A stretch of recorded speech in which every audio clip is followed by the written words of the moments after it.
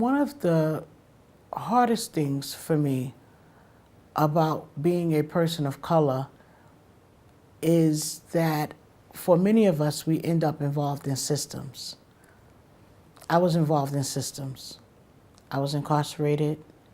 I was homeless for a period of time, so I had to live in a shelter. And it just looks different. And so the difficulty in that is that when I had my children, there was a narrative that was being sung to me, my children, and my community that for my children, they would not be successful. They said if you grew up in a single parent home, you would not, or you were less likely to be successful. I don't have a college degree. If you don't have a formal education higher than high school, they say in my community or about my community that it's less likely your children will be successful. If you've ever been incarcerated, they say it's less likely your children will be successful. If you don't make a certain amount of money, they say it's less likely your children will be successful.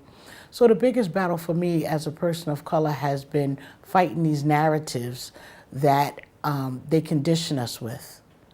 And I made a decision from within that none of those narratives will apply to me and mine.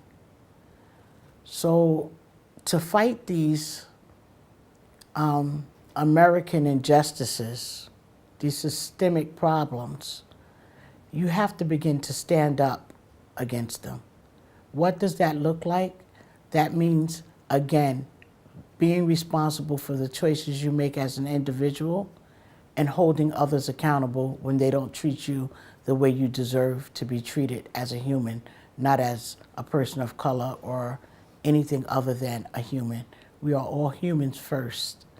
So for me, it has meant learning to organize, learning to advocate, and working in the non-for-profit sector and gaining momentum by meeting people of many different colors, races, shades, ages, and experiences who understand that the human right is the only right that should exist.